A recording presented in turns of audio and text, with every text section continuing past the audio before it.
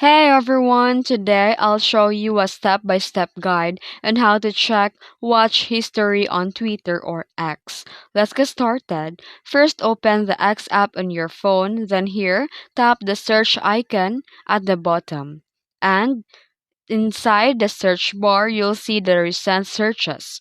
To check your video watch history, tap the profile icon. Now select the settings and support and tap settings and privacy. Here go to the privacy and safety and click your X activity and download an archive of your data.